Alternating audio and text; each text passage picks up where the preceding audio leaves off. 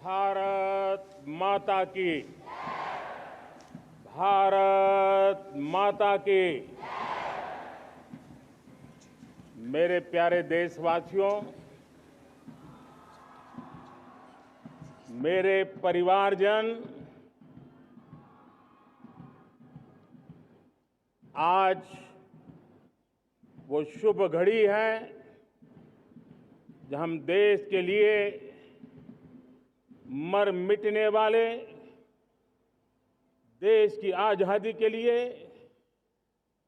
अपना जीवन समर्पित करने वाले,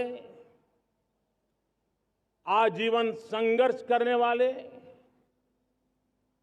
फांसी के तख्त पर चढ़कर के भारत मां की जय के नारे लगाने वाले अनगिनत आजादी के दीवानों को नमन करने का ये पर्व है। उनका पुण्य स्मरण करने का पर्व है। आजादी के दीवानों ने आज हमें आजादी के इस पर्व में स्वतंत्रता की सांस लेने के लिए सौभाग्य दिया है। यह देश उनका ऋणी है। ऐसे हर महापुरुष के प्रति हम अपना श्रद्धा भाव व्यक्त करते हैं। मेरे प्यारे देशवासियों, आज जो महानुभाव राष्ट्र रक्षा के लिए और राष्ट्र निर्माण के लिए पूरी लगन से, पूरी प्रतिबद्धता के साथ देश की रक्षा भी कर रहे हैं, देश को नई ऊंचाई पर ले जाने का प्रयास भी कर रहे हैं। चाहे वो हमारा किसान हो, हमारा जवान हो, हमारे नौजवानों का हौसला हो, हमारी माताओं बहनों का योगदान हो, दलित हो, पीड़ित हो, शोषित हो, वंचित हो, अभावों के बीच भी स्वतंत्रता के प्रति उसकी निष्ठा, लोकतंत्र के प्रति उसकी श्रद्धा, ये पूरे विश्व के लिए एक प्रेरक घटना है। मैं आज ऐसे सभी को आदरपूर्वक नमन करता हूं। प्यारे देशवासियों, इस वर्ष और पिछले कुछ वर्षों से प्राकृतिक आपदा के कारण हम सबकी चिंता बढ़ती चली जा रही है। प्राकृतिक आपदा में अनेक लोगों ने अपने परिवारजन खोए हैं, संपत्ति खोई है, राष्ट्र ने भी पारावार नुकसान भोगा है। मैं आज उन सब के प्रति अपनी संवेदना व्यक्त करता हूं और मैं उन्हें विश्वास दिलाता हूं कि यह देश इस संकट की घड़ी में उन सब के साथ खड़ा है। मेरे प्यारे देशवासियों, हम जरा आजादी के पहले के वो दिन याद करें। सैकड़ों साल की गुलामी, हर कालखंड संघर्ष का रहा। युवा हो, बुजुर्ग हो, किसान हो, महिला हो, आदिवासी हो, उन्होंने गुलामी के खिलाफ जंग लड़ते रहे, अविरत जंग लड़ते रहे। इतिहास गवाह है कि 1857 के स्वातंत्र संग्राम जिसको हम याद करते हैं, उसके पूर्व भी हमारे देश के कई आदिवासी क्षेत्र थे जहां आजादी का जंग लड़ा जाता था। साथियों, गुलामी का इतना लंबा कालखंड,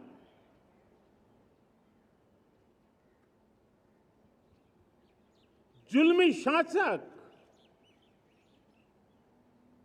अपरंपार यातनाएं, सामान्य से सामान्य मानवीयों का विश्वास तोड़ने की हर तरकीब है। उसके बावजूद भी उस समय की जनसंख्या के हिसाब से करीब 40 करोड़ देशवासी आजादी के पूर्व 40 करोड़ देशवासियों ने वो जज्बा दिखाया, वो सामर्थ्य दिखाया, वो एक सपना लेकर के चले, एक संकल्प लेकर के चलते रहे, जूझते रहे। एक ही स्वर था, वंदे मातरम। एक ही सपना था, भारत की आजादी का। 40 करोड़ देशवासियों ने, और हमें गर्व है कि हमारी रगों में उन्हीं का खून है। वो हमारे पूर्वज थे। सिर्फ 40 करोड़ लोगों ने दुनिया की महासत्ता को उखाड़ करके फेंक दिया था, गुलामी की जंजीरों को तोड़ दिया था। अगर हमारे पूर्वज, जिनका खून हमारी रगों में है, आज हम तो 140 करोड़ है। अगर 40 करोड़ गुलामी की बेड़ियों को तोड़ सकते हैं, अगर 40 करोड़ आजादी के सपने को पूर्ण कर सकते हैं, आजादी लेकर के रह सकते हैं, तो 140 करोड़ देश के मेरे नागरिक, 140 करोड़ मेरे परिवारजन अगर संकल्प लेकर के चल पड़ते हैं, एक दिशा निर्धारित करके चल पड़ते हैं, कदम से कदम मिलाकर, कंधे से कंधा मिलाकर अगर चल पड़ते हैं, तो चुनौतियां कितनी भी क्यों ना हो, अभाव की मात्रा कितनी ही तीव्र क्यों ना हो, संसाधनों के लिए जूझने की नौबत हो तो भी हर चुनौती को पार करते हुए हम समृद्ध भारत बना सकते हैं। हम 2047 विकसित भारत का लक्ष्य प्राप्त कर सकते हैं। अगर 40 करोड़ देशवासी अपने पुरुषार्थ से, अपने समर्पण से, अपने त्याग से, अपने बलिदान से आजादी दे सकते हैं, आजाद भारत बना सकते हैं, तो 140 करोड़ देशवासी उसी भाव से समृद्ध भारत भी बना सकते हैं।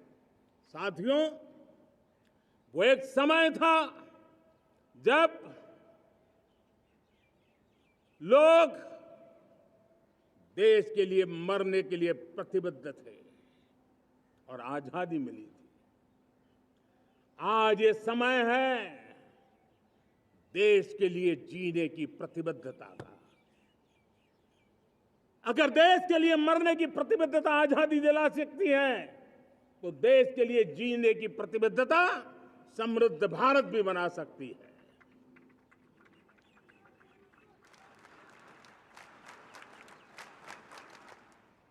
साथियों, विकसित भारत 2047 ये सिर्फ भाषण के शब्द नहीं है। इसके पीछे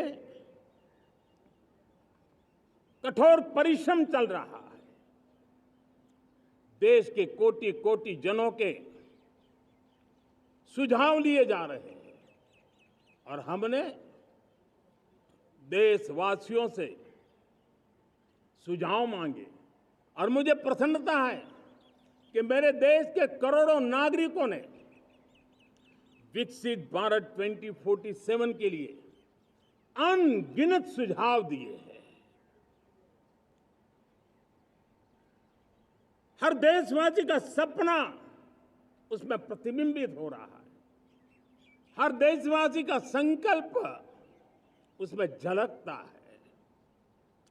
युवा हो, बुजुर्ग हो, गांव के लोग हो, शहर के लोग हो, किसान हो, कामदार हो, दलित हो, आदिवासी हो, पहाड़ों में रहने वाले लोग, शहरों में रहने वाले लोग हैं। हर किसी ने 2047 में जब देश आजादी का 100 साल मनाएगा तब तक विकसित भारत के लिए अनमोल सुझाव दिए हैं। और मैं जब इन सुझावों को देखता था मेरा मन प्रसन्न हो रहा था। उन्होंने क्या लिखा? कुछ लोगों ने कहा कि दुनिया का स्किल कैपिटल बनाने का सुझाव हमारे सामने रखा। 2047 विकसित भारत के लिए कुछ लोगों ने भारत को मैन्युफैक्चरिंग का ग्लोबल हब बनाने का सुझाव दिया। कुछ लोगों ने भारत की हमारी यूनिवर्सिटीज ग्लोबल बने इसके लिए सुझाव दिया। कुछ लोगों ने यह भी कहा कि क्या आजादी के इतने सालों के बाद हमारा मीडिया ग्लोबल नहीं होना चाहिए। कुछ लोगों ने यह भी कहा कि हमारा स्किल्ड युवा विश्व की पहली पसंद बनना चाहिए। कुछ लोगों ने सुझाव दिया भारत को जल्द से जल्द जीवन के हर क्षेत्र में आत्मनिर्भर बनना चाहिए। कई लोगों ने सुझाव दिया कि हमारे किसान जो मोटा अनाज पैदा करते हैं, जिसको हम श्री अन्न कहते हैं, उस सुपर फूड को दुनिया के हर डाइनिंग टेबल पर पहुंचाना है। हमें विश्व के पोषण को भी बल देना है और भारत के छोटे किसानों को भी मजबूती देनी है। कई लोगों ने सुझाव दिया कि देश में स्थानीय स्वराज की संस्थाओं से लेकर के अनेक इकाइयां हैं, उन सब में गवर्नेंस के रिफॉर्म की बहुत जरूरत है। कई लोगों ने लिखा कि न्याय के अंदर जो विलंब हो रहा है उसके प्रति चिंता जाहिर की और ये भी कहा कि हमारे देश में न्याय व्यवस्था में रिफॉर्म की बहुत बड़ी जरूरत है।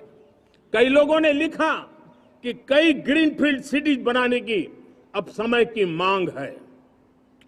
किसी ने बढ़ती हुई प्राकृतिक आपदाओं के बीच शासन प्रशासन में कैपेसिटी बिल्डिंग के लिए एक अभियान चलाने का सुझाव दिया। बहुत सारे लोगों ने यह सपना भी देखा है कि अंतरिक्ष में भारत का स्पेस स्टेशन जल्द से जल्द बनना चाहिए।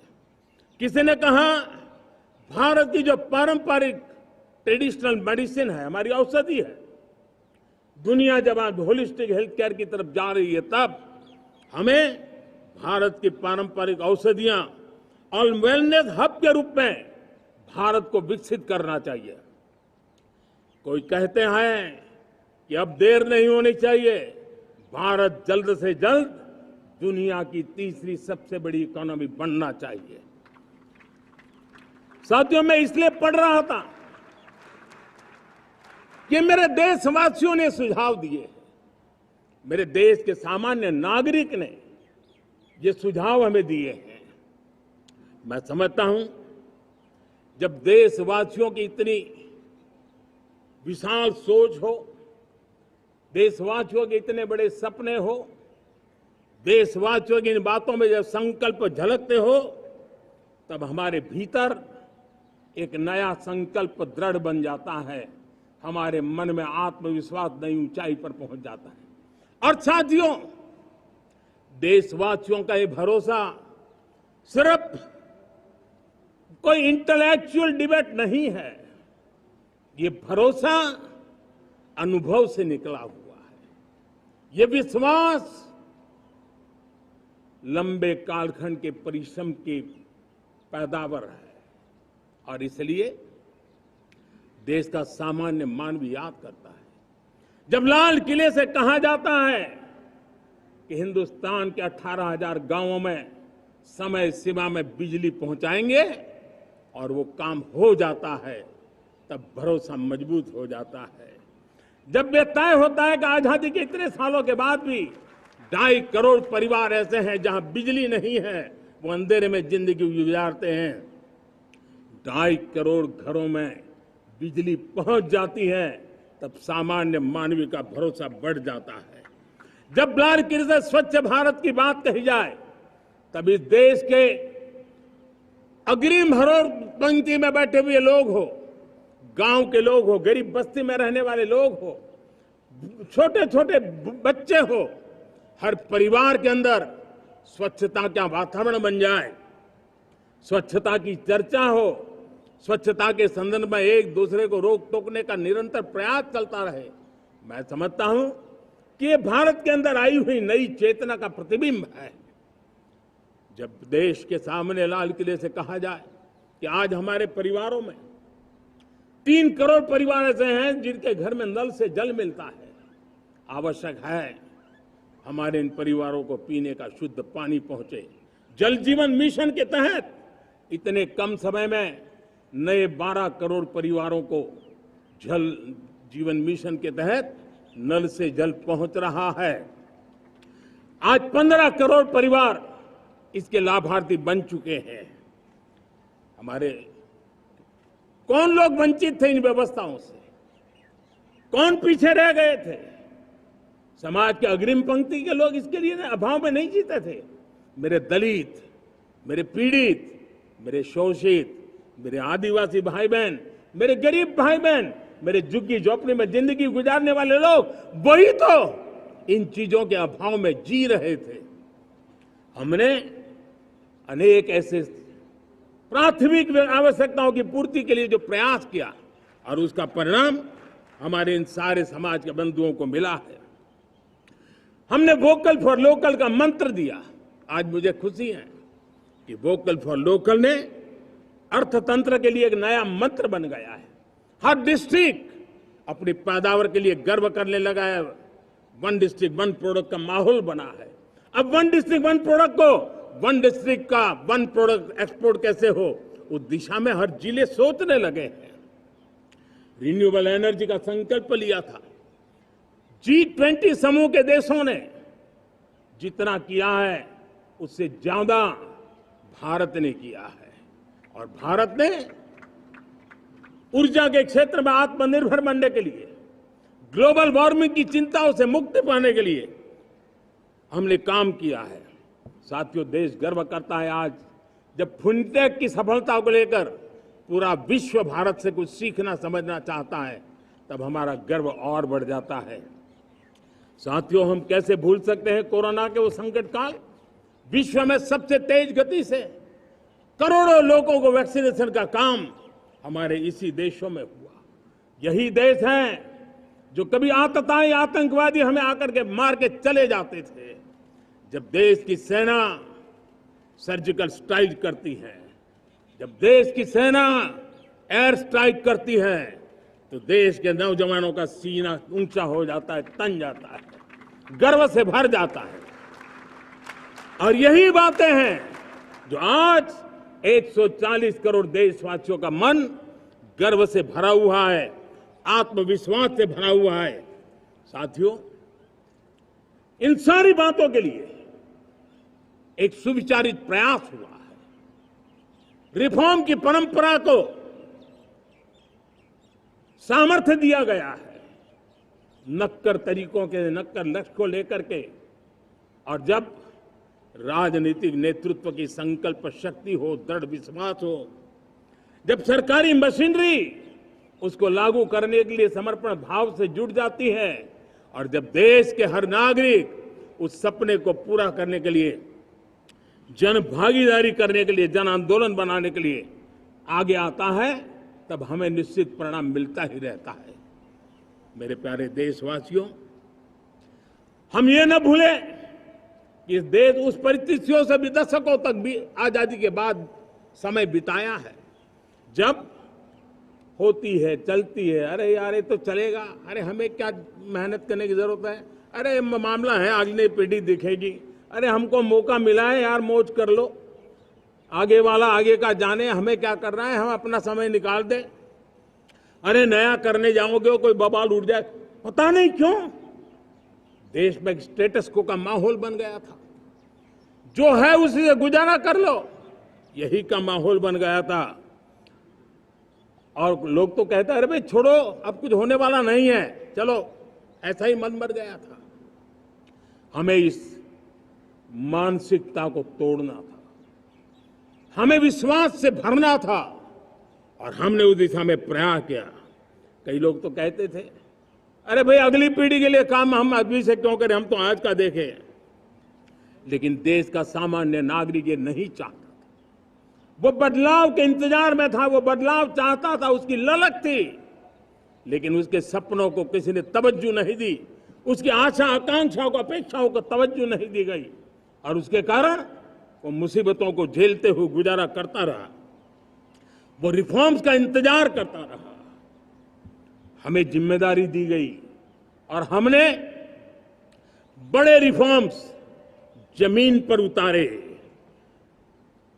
गरीब हो, मिडिल क्लास हो, हमारे वंचित लोग हो, हमारी बढ़ती जाती शहरी आबादी हो, हमारे नौजवानों के सपने हो, संकल्प हो, आकांक्षाएं हो, उनके जीवन में बदलाव लाने के लिए रिफॉर्म का मार्ग हमने चुना। और मैं देशवासियों को विश्वास दिलाना चाहता हूं, रिफॉर्म के प्रति हमारी जो प्रतिबद्धता है वो पिंक पेपर के एडिटोरियल के लिए सीमित नहीं है। हमारे रिफॉर्म्स की ये प्रतिबद्धता है, वो 4 दिन की वाहवाही के लिए नहीं है। हमारी रिफॉर्म्स की प्रक्रिया किसी मजबूरी में नहीं है, देश को मजबूती देने के इरादे से है। और इसलिए मैं आज कह सकता हूं, रिफॉर्म का हमारा मार्ग एक प्रकार से ग्रोथ की ब्लूप्रिंट बनी हुई है। ये हमारा रिफॉर्म, ये ग्रोथ, ये बदलाव, ये सिर्फ डिबेट क्लब के लिए, इंटेलेक्चुअल सोसाइटी के लिए, एक्सपर्ट लोगों के लिए सिर्फ चर्चा का विषय नहीं है। साथियों, हमने राजनीतिक मजबूरी के कारण नहीं किया है। हम जो कुछ भी कर रहे हैं वो राजनीति का भागा गुणा करके नहीं सोचते हैं। हमारा एक ही संकल्प होता है, नेशन फर्स्ट, नेशन फर्स्ट, राष्ट्रहित सुप्रीम, ये मेरा भारत महान बने, इसी संकल्प को लेकर के हम कदम उठाते हैं। साथियों, जब रिफॉर्म की बात आती है, एक लंबा परिवेश है। अगर मैं उसकी चर्चा में चला जाऊंगा तो शायद घंटों निकल जाएंगे, लेकिन मैं एक छोटा सा उदाहरण देना चाहता हूं। बैंकिंग क्षेत्र में जो रिफॉर्म हुआ, आप सोचिए बैंकिंग क्षेत्र का क्या हाल था। न विकास होता था, न विस्तार होता था, न विश्वास बढ़ता था। इतना ही नहीं, जिस प्रकार की कारनामे चले उसके कारण हमारे बैंक संकटों से गुजर रहे थे। हमने बैंकिंग सेक्टर को मजबूत बनाने के लिए अनेकविध रिफॉर्म्स किए, और आज उसका कारण हमारी बैंक विश्व में जो इन्हीं गुनी मजबूत बैंक हैं, उसमें भारतीय बैंकों ने अपना स्थान बनाया है। और जब बैंक मजबूत होती है ना, तब फॉर्मल इकोनॉमी की ताकत भी बढ़ती है। जब बैंक की व्यवस्था बन जाती है, जब सामान्य खास करके मध्यम वर्ग के परिवार की जो रिक्वायरमेंट होती है, उसको पूरा करने की सबसे बड़ी ताकत बैंकिंग सेक्टर में होती है। अगर उसको होम लोन चाहिए, उसको व्हीकल का लोन चाहिए, मेरे किसान को ट्रैक्टर के लिए लोन चाहिए, मेरे नौजवानों को स्टार्टअप के लिए लोन चाहिए, मेरे नौजवानों को कभी पढ़ने के लिए, एजुकेशन के लिए लोन चाहिए, किसी को विदेश जाने के लिए लोन चाहिए, ये सारी बातें उसे संभव होती है। मुझे तो खुशी है कि मेरे पशुपालक भी, मेरे मछली पालन करने वाले भाई बहन भी आज बैंकों से लाभ ले रहे हैं। मुझे खुशी है मेरे रेहड़ी पटरी वाले लाखों भाई बहन आज बैंक से साथ जुड़ करके अपनी नई ऊंचाइयों को प्राप्त कर रहे हैं और विकास की दिशा में वो भागीदार बन रहे हैं। हमारे एमएसएमईज, हमारे लघु उद्योग के लिए तो बैंक एक सबसे बड़ी सहायक होती है। उसको रोजमर्रा पैसों की जरूरत होती है अपने नित्य मर्जी पर प्रगति के लिए, और उस काम को हमारी मजबूत बैंकों के कारण संभव हुआ है। साथियों, दुर्भाग्य से हमारे देश में आजादी तो मिली, लेकिन लोगों को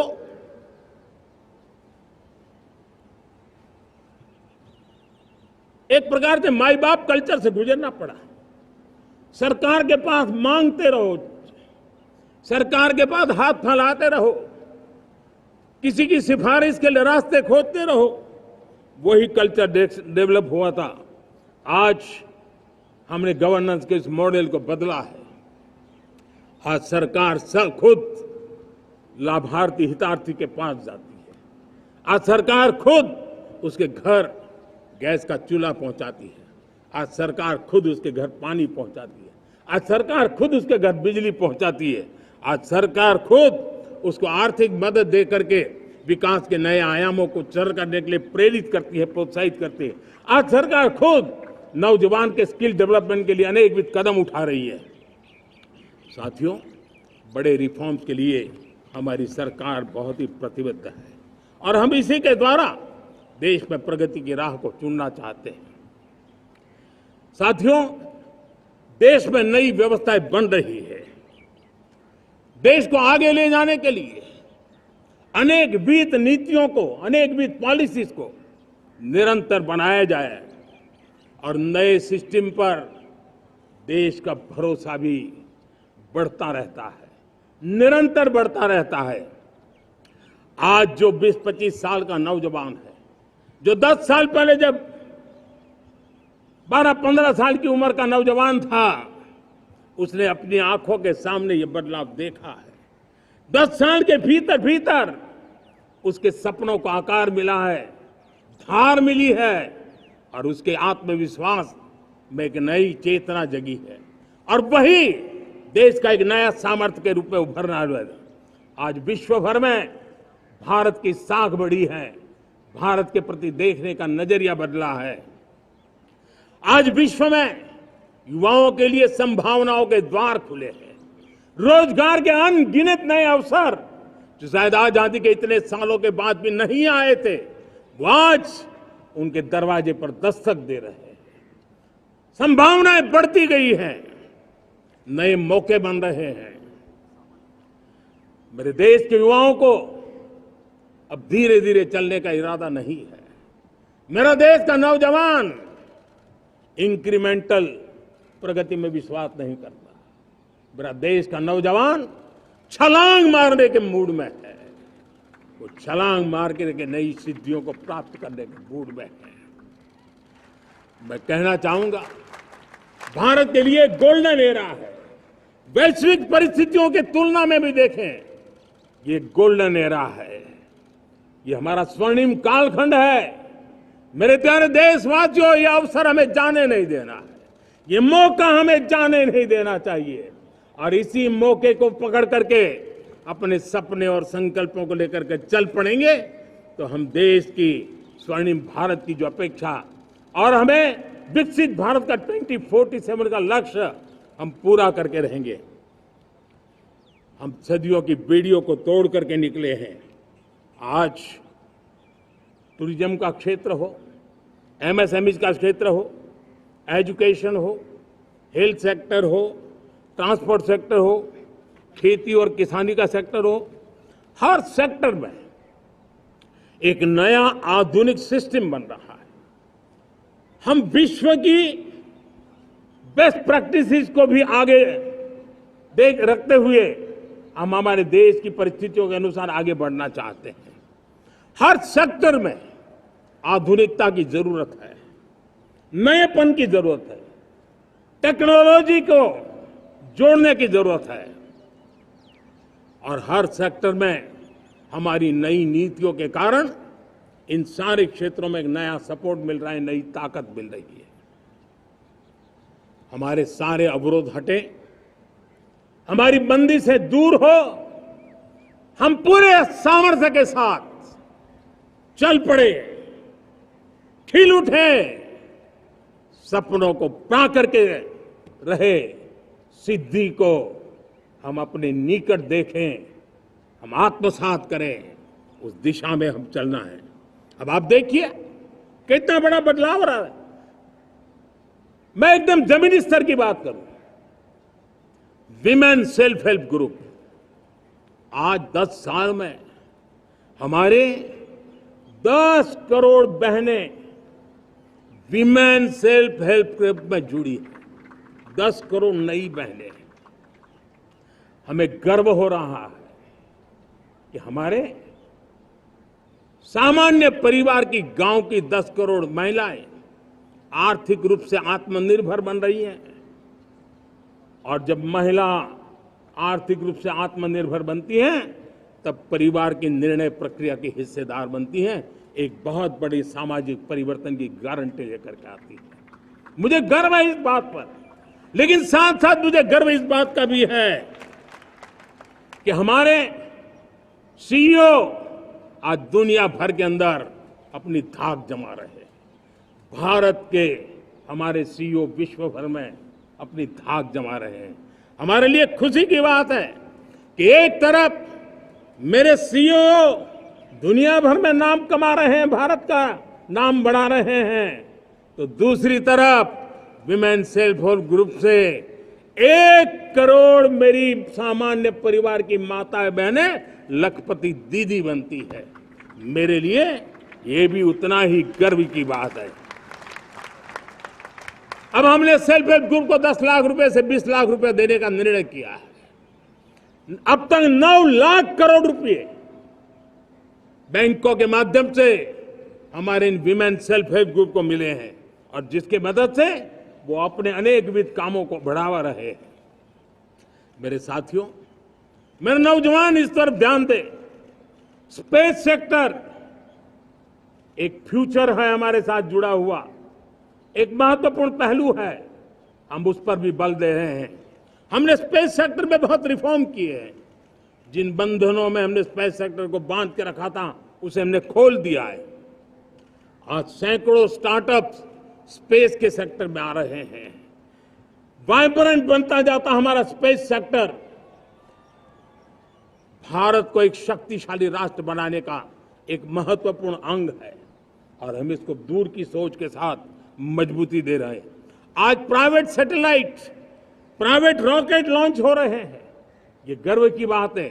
आज मैं कह सकता हूं, जब नीति सही होती है, नियत सही होती है और पूर्ण समर्पण से राष्ट्र का कल्याण यही मंत्र होता है, तो निश्चित परिणाम हम प्राप्त करके रहते हैं।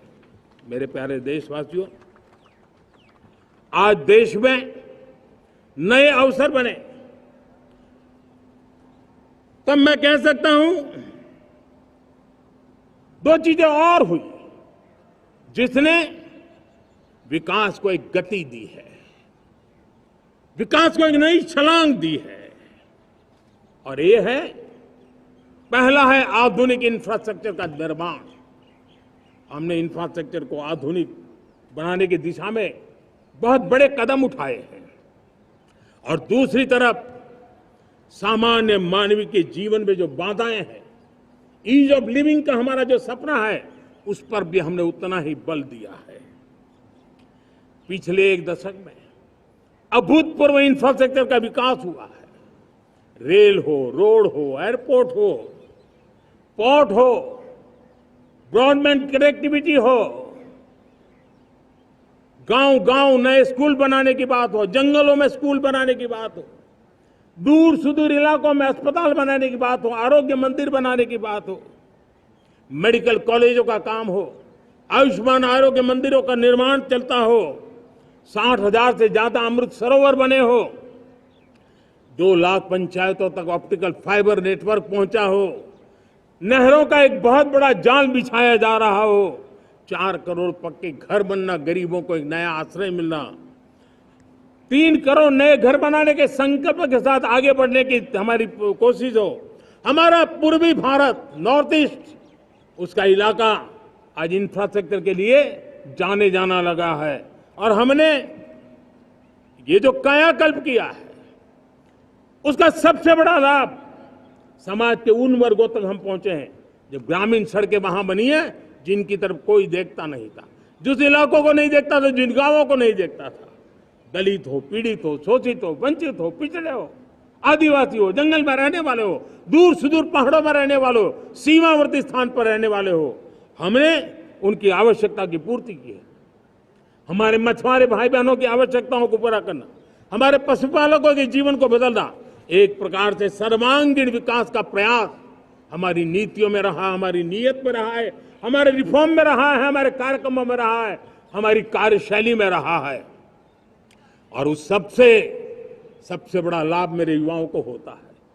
उनको नए नए अवसर मिलते हैं, नए नए क्षेत्र में कदम रखने का उसके लिए संभावनाएं बन जाती है, और वही तो सबसे ज्यादा रोजगार दे रहा है।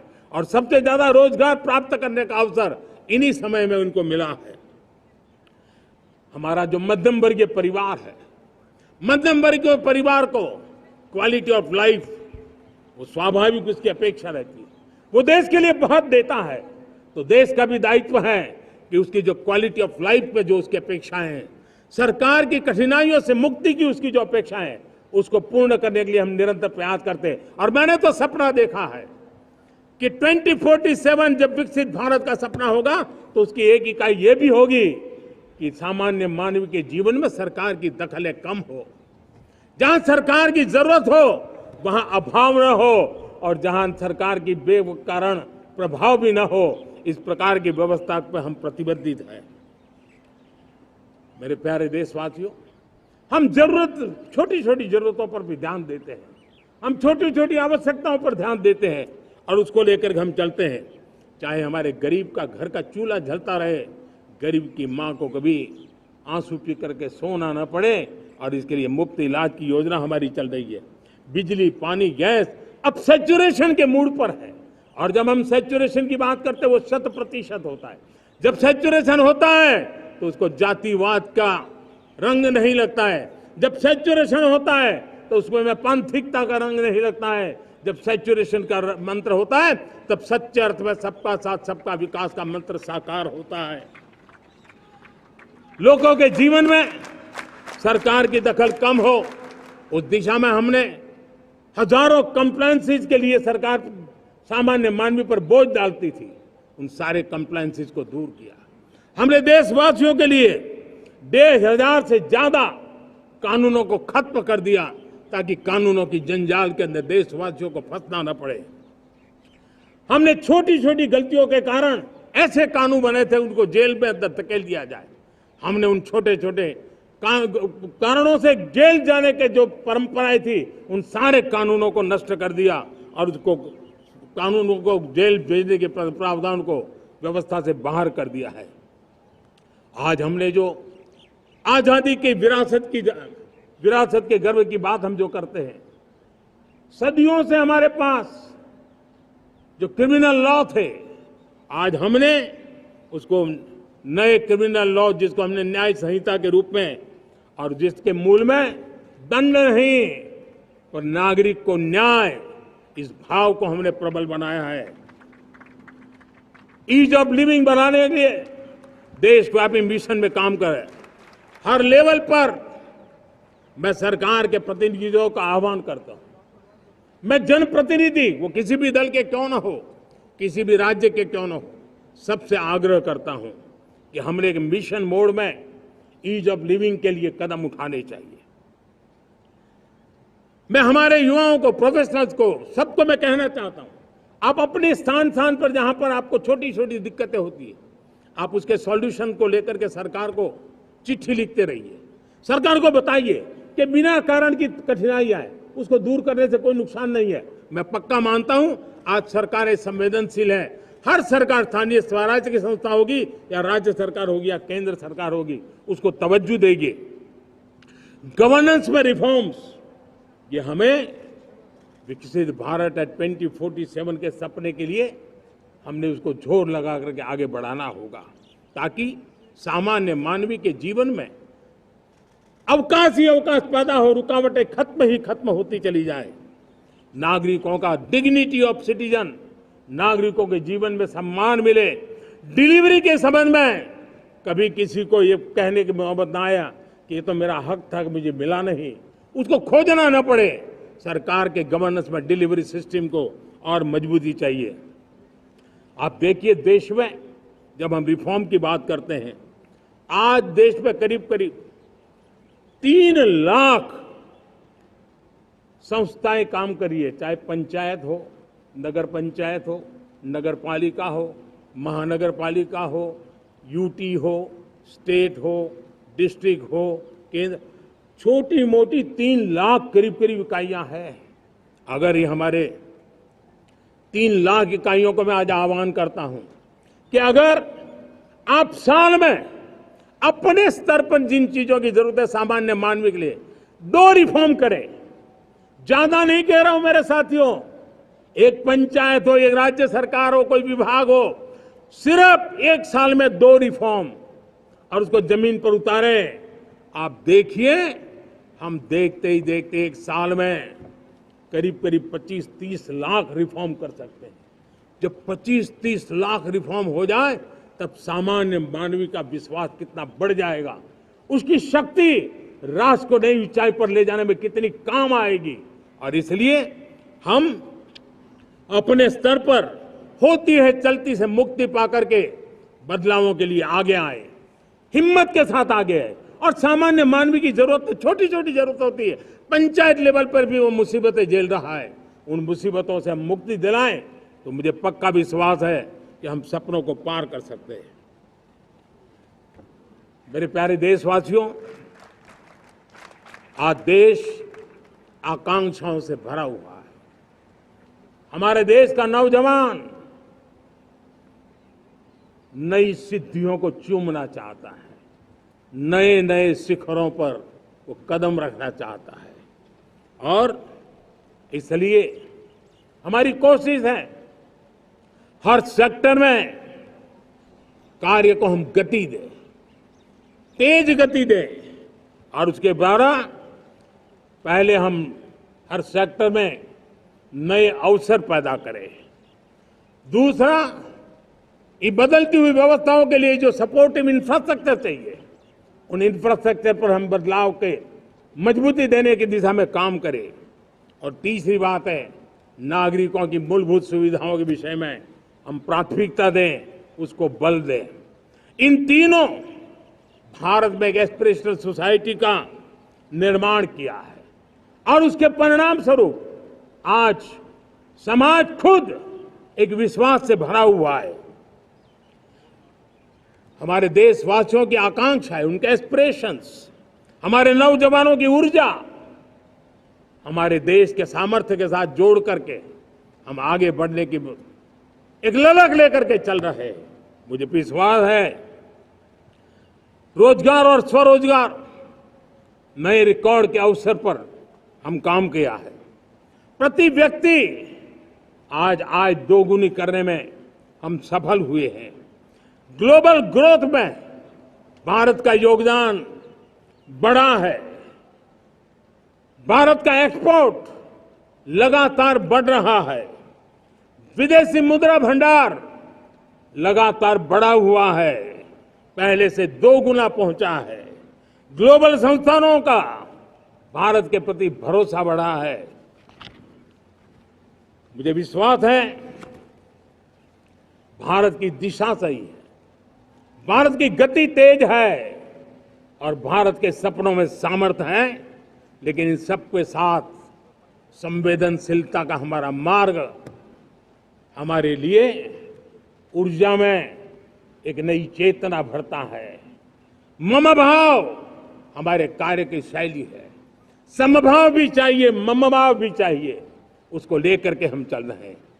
साथियों, मैं जब कोरोना काल को याद करता हूं, कोरोना की वैश्विक महामारी के बीच सबसे तेजी से इकोनॉमी को बेहतर बनाने वाला कोई देश है तो वो देश भारत है। तब लगता है कि हमारी दिशा सही है। जब जात पात मत पंथ ऊपर उठकर हर घर तिरंगा फहराया जाता है, तब लगता है देश की दिशा सही है। आज पूरा देश तिरंगा है, हर घर तिरंगा है। न कोई जात है, न कोई पात है, न कोई ऊंच है, न कोई नीच है, सभी भारतीय है। यही तो हमारी दिशा की ताकत है। जब हम 25 करोड़ लोगों को गरीबी से बाहर निकालते हैं, तब हमारा विश्वास पक्का हो जाता है कि हमने गति को बराबर मेंटेन किया है, और सपनों को साकार करना दूर नहीं है। जब 100 से अधिक आकांक्षी जिले अपने अपने राज्य के अच्छे जिलों की स्पर्धा कर रहे हैं, बराबरी करने लगे हैं, तो हमें लगता है कि हमारी दिशा और गति दोनों सामर्थ्यवान है। जब हमारे उन आदिवासी साथियों को वो मदद मिलती है, पीएम जनमन के द्वारा उनको जो योजनाएं पहुंची थी, आबादी बहुत छोटी है, लेकिन बहुत दूर सुदूर इलाकों में छुटपुट परिवार रहते हैं, हमने उनको खोज के निकाला है, उनके लिए चिंता की है। तब लगता है कि संवेदनशीलता से जब काम करते हैं तब संतोष कितना मिलता है। वर्किंग वुमेन के लिए पेड मैटरनिटी लीव 12 हफ्ते से बढ़ा करके 26 हफ्ते कर देते हैं। तब सिर्फ नारी का सम्मान ही करते इतना नहीं है, नारी के प्रति संवेदनशील भाव से निर्णय करते इतना नहीं, लेकिन उसके गोद में जो बच्चा पला है ना, उसको एक उत्तम नागरिक बनाने के लिए मां की जो जरूरत है उसमें सरकार रुकावट न बने, इस संवेदनशील भावना से उस निर्णय को हम करते हैं। जब मेरे दिव्यांग भाई बहन भारतीय साइन लैंग्वेज की बात हो या तो सुगम्य भारत का अभियान हो, उसको लगता है कि अब मेरी भी डिग्निटी है, मेरे प्रति देश के नागरिक सम्मान के भाव से देखता है। और पैरालंपिक में तो हमारे खिलाड़ी नई नई ताकत दिखाने लगे हैं। तब लगता है कि ये जो मेरा मम भाव है, हम सबका मम भाव है, उसकी ताकत नजर आती है। हमारे ट्रांसजेंडर समाज के प्रति हम जिस संवेदना के साथ निर्णय बना रहे हैं, हम नए नए कानून बना रहे हैं, उनको सम्मान का जीवन देने के लिए हम प्रयास कर रहे हैं, तब बदलाव की हमारी दिशा सही दिखता है। सेवा भाव से किए गए इन कामों का, जो त्रिविध मार्गों से हम चले हुए, इन कामों का एक सीधा सीधा लाभ आज उसके परिणाम के रूप में हमें नजर आ रहा है। 60 साल बाद लगातार तीसरी बार आपने हमें देश सेवा का मौका दिया है। मेरे 140 करोड़ देशवासी, आपने जो आशीर्वाद दिए हैं, उस आशीर्वाद में मेरे लिए एक ही संदेश है, जन जन की सेवा, हर परिवार की सेवा, हर क्षेत्र की सेवा, और सेवा भाव से समाज की शक्ति को साथ लेकर के विकास की नई ऊंचाइयों पर पहुंचना। 2047 विकसित भारत के सपने को लेकर के चलना, उसी एक संदेश को लेकर मैं आज लाल किले की प्राचीर से हमें आशीर्वाद देने के लिए मैं कोटि कोटि देशवासियों का सर झुका करके आभार व्यक्त करता हूं। मैं उनके प्रति नतमस्तक होता हूं और मैं उनको विश्वास दिलाता हूं कि हमें नई ऊंचाइयों को नए जोश के साथ आगे बढ़ना है। हमें सिर्फ जो हो गया है वो संतोष मान करके बैठने वाले हम लोग नहीं हैं, वो हमारे संस्कार में नहीं है। हम कुछ और करने के लिए, कुछ और आगे बढ़ने के लिए और कुछ और नई ऊंचाइयों को पार करने के लिए हम आगे बढ़ना चाहते हैं। विकास को, समृद्धि को, सपनों को साकार करने को, संकल्प को लिए जीवन खपाने को हम अपना स्वभाव बनाना चाहते हैं, देशवासियों का स्वभाव बनाना चाहते हैं। मेरे प्यारे देशवासियों, आज नई शिक्षा नीति बहुतेक मात्रा में कई राज्यों ने उसको अच्छा इनिशिएटिव लिए है और उसके कारण आज एक 21वीं सदी के अनुरूप हमारी शिक्षा व्यवस्था को जो हम बल देना चाहते हैं और विकसित भारत के सपने के लिए जिस प्रकार से मानव समूह तैयार करना चाहते हैं, नई शिक्षा नीति बहुत बड़ी भूमिका अदा। मैं नहीं चाहता हूं कि मेरे देश के नौजवानों को अब विदेशों में पढ़ने के लिए मजबूर होना पड़े। मध्यम वर्गीय परिवार के लाखों करोड़ों रुपया बच्चों को विदेश पढ़ने के लिए भेजने में खर्च हो जाए हम यहाँ ऐसी शिक्षा व्यवस्था का विकसित करना चाहते हैं कि मेरे देश के नौजवानों को विदेश जाना न पड़े, मेरे मध्यम वर्गीय परिवारों को लाखों करोड़ रुपया खर्च करना न पड़े। इतना ही नहीं, ऐसे संस्थान निर्माण हो ताकि विदेशों से लोग भारत के अंदर उनका मुंह मोड़े। अभी अभी हमने बिहार का हमारा गौरवप्रद इतिहास रहा है, नालंदा यूनिवर्सिटी का पुनर्निर्माण किया है। फिर से एक बार नालंदा यूनिवर्सिटी काम करना शुरू कर दिया है। लेकिन हमें शिक्षा के क्षेत्र में फिर से एक बार सदियों पुराने उस नालंदा स्पिरिट को जगाना होगा, उस नालंदा स्पिरिट को जीना होगा, उस नालंदा स्पिरिट को लेकर के बड़े विश्वास के साथ विश्व की ज्ञान की परंपराओं को नई चेतना देने का काम हमें करना होगा। मुझे पक्का विश्वास है कि नई शिक्षा नीति ने मातृभाषा पर बल दिया है। मैं राज्य सरकारों से कहूंगा, मैं देश की सभी संस्थानों से कहूंगा कि भाषा के कारण हमारे देश की टैलेंट को रुकावट नहीं आनी चाहिए, भाषा अवरुद्ध नहीं होनी चाहिए। मातृभाषा का सामर्थ्य हमारे देश के छोटे छोटे गरीब से गरीब मां के बेटे को भी सपने पूरा करने का ताकत देता है।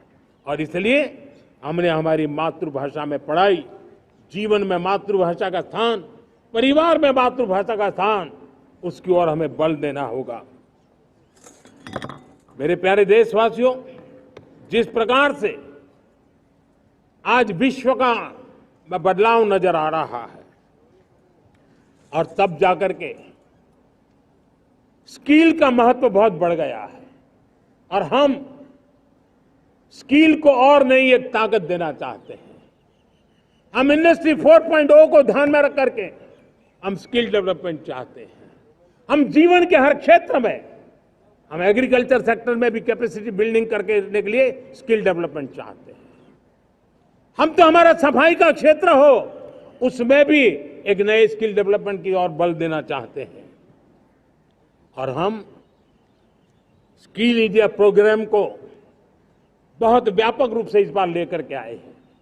बजट में भी इसका बहुत बड़ा, इस बजट में इंटर्नशिप को भी हमने बल दिया है ताकि हमारे नौजवानों को एक एक्सपीरियंस मिले, उनकी कैपेसिटी बिल्डिंग हो और बाजार में उनका ताकत दिखाई दे। उस प्रकार से मैं स्किल युवाओं को तैयार करना चाहता हूं। और इसलिए कई बार, और दोस्तों, आज विश्व की परिस्थिति को देखते हुए मैं साफ साफ देख रहा हूं कि भारत का स्किल्ड मैन पावर जो है, हमारा स्किलफुल जो नौजवान है, वो ग्लोबल जॉब मार्केट में अपनी दमक बनाए। हम उस सपने को लेकर के आगे चल रहे हैं। साथियों, विश्व जिस तेजी से बदल रहा है, जीवन के हर क्षेत्र में साइंस और टेक्नोलॉजी का महत्व बढ़ता चला जाने वाला है। हमें साइंस को बहुत बढ़ देने की आवश्यकता है। और मैंने देखा, चंद्रयान की सफलता के बाद हमारे स्कूल कॉलेज के अंदर साइंस और टेक्नोलॉजी के प्रति एक नई रुचि का वातावरण बना है, नई दिलचस्पी बढ़ी है। तब हमारे शिक्षा संस्थानों ने ये जो मनोभाव बना है, उसको नर्चर करने के लिए आगे आना होगा। भारत सरकार ने भी रिसर्च के लिए सपोर्ट बढ़ा दिया है। हमने ज्यादा से ज्यादा चेयर स्थापित किए हैं। हमने नेशनल रिसर्च फाउंडेशन बना करके हमने उसको एक कानूनी परिवेश में ला करके स्थायी रूप से एक व्यवस्था विकसित की है ताकि रिसर्च को लेकर के निरंतर बल मिले और ये रिसर्च फाउंडेशन उस काम को करे। मेरे बड़े गर्व की बात है कि बजट में हमने 1 लाख करोड़ रुपया रिसर्च और इनोवेशन के लिए हमने देने का निर्णय किया है ताकि हमारे देश के नौजवान के पास जो आइडियाज है, उस आइडियाज को हम जमीन पर उतार पाए। साथियों, आज भी हमारे देश में मेडिकल एजुकेशन के लिए हमारे बच्चे बाहर जा रहे हैं। वैसा कहा मैंने, वो ज्यादातर मध्यम वर्गीय परिवार के, उनके लाखों करोड़ों रुपए खर्च हो जाते हैं। और तब जाकर के हमने पिछले 10 साल में मेडिकल सीटों को करीब करीब 1 लाख कर दिया। आज मैं करीब करीब 25,000 युवा हर साल विदेश में मेडिकल एजुकेशन के लिए जाते हैं, और ऐसे ऐसे देश में जाना पड़ रहा है, कभी कभी तो मैं सुनता हूं तो हैरान हो जाता हूं। और इसलिए हमने तय किया है कि अगले 5 साल में मेडिकल लाइन में 75,000 नई सीटें बनाई जाएगी। मेरे प्यारे देशवासियों, विकसित भारत 2047 वो स्वस्थ भारत भी होना चाहिए, और जब स्वस्थ भारत हो तो आज जो बच्चे हैं उनके पोषण पर आज से ही ध्यान देने की जरूरत है। और इसलिए हमने विकसित भारत की जो पहली पीढ़ी है उनकी तरफ विशेष ध्यान दे करके हमने पोषण का एक अभियान चला है। हमने राष्ट्रीय पोषण मिशन शुरू किया है, पोषण को हमने प्राथमिकता दी है। मेरे प्यारे देशवासियों, हमारी कृषि व्यवस्था को ट्रांसफॉर्म करना बहुत जरूरी है, समय की मांग है। हम सदियों से जिस परंपरा में दबे हुए हैं, जकड़े हुए हैं, उससे मुक्ति पानी होगी, और हमारे किसानों को उसके लिए हम मदद भी दे रहे हैं। हम उसको ट्रांसफॉर्म करने की दिशा में लगातार काम करते आए हैं। आज आसान ऋण दे रहे हैं किसानों को, टेक्नोलॉजी की मदद दे रहे हैं। किसान जो पैदावार करता है उसको वैल्यू एडिशन के लिए हम काम कर रहे हैं, उसके लिए मार्केटिंग के लिए पूरा प्रबंध करते हैं, ताकि उसको एंड टू एंड हर जगह पे हैंड होल्डिंग की व्यवस्था हो, उस दिशा में हम काम कर रहे हैं।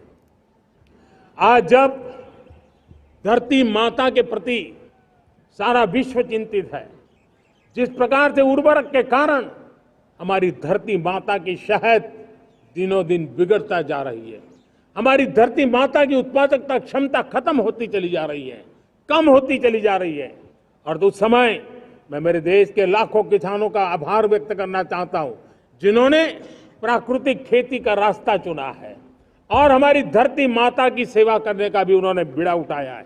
और इस बार बजट में भी हमने प्राकृतिक खेती को बल देने के लिए बहुत बड़ी योजनाओं के साथ बहुत बड़ा बजट में प्रावधान किया है।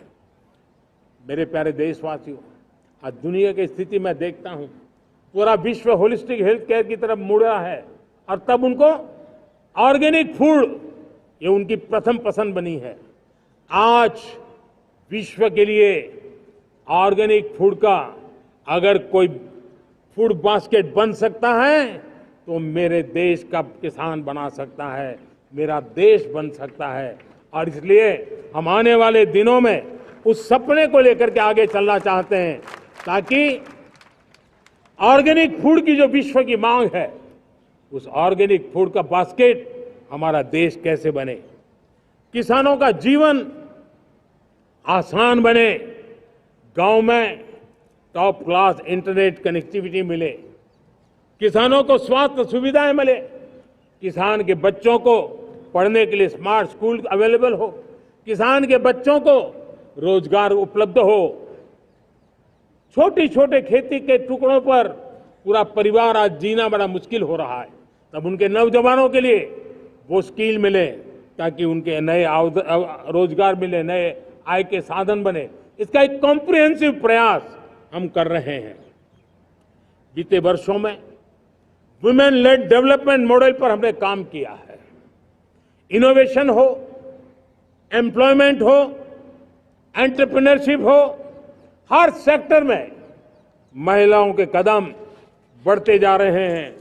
महिलाएं सिर्फ भागीदारी बढ़ा रही है ऐसा नहीं, महिलाएं नेतृत्व दे रही है।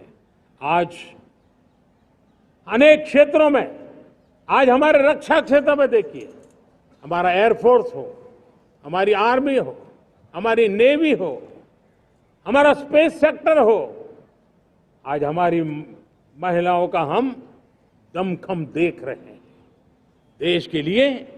लेकिन दूसरी तरफ कुछ चिंता की बातें भी आती हैं, और मैं आज लाल किले से फिर बार एक अपनी पीड़ा व्यक्त करना चाहता हूं। एक समाज के नाते हमें गंभीरता से सोचना होगा कि हमारी माताओं, बहनों, बेटियों के प्रति जो अत्याचार हो रहे हैं, उसके प्रति देश का आक्रोश है, जन सामान्य का आक्रोश है। इस आक्रोश को मैं महसूस कर रहा हूं। इसको देश को, समाज को, हमारी राज्य सरकारों को गंभीरता से लेना होगा। महिलाओं के विरुद्ध अपराधों की जल्द से जल्द जांच हो,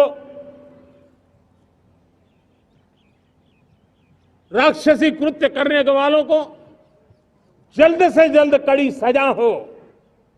वो समाज में विश्वास पैदा करने के लिए जरूरी है। मैं ये भी बताना चाहूंगा कि जब बलात्कार की या महिलाओं पर अत्याचार की घटनाएं घटती हैं तो उसकी बहुत चर्चा होती है, बहुत प्रचार होता है, मीडिया में छाया रहता है। लेकिन जब ऐसे राक्षसी मनोवृत्ति व्यक्ति को सजा होती है तो वो खबरों में कहीं नजर नहीं आती है, कोने में कहीं पड़ा रहता है। अब समय की मांग है कि जिनको सजा होती है उसकी व्यापक चर्चा हो, ताकि ऐसा पाप करने वालों को भी डर पैदा हो कि ये पाप करने की हालत ये होती है कि फांसी पर लटकना पड़ता है। और मुझे लगता है कि ये डर पैदा करना बहुत जरूरी है। मेरे प्यारे देशवासियों, हमारे देश में ऐसी एक आदत बन गई थी स्वभाव से, हम देश को कम आंकना, देश के प्रति गौरव के भाव का अभाव होना, ये पता नहीं क्यों हमारे जहन में घुस गया था।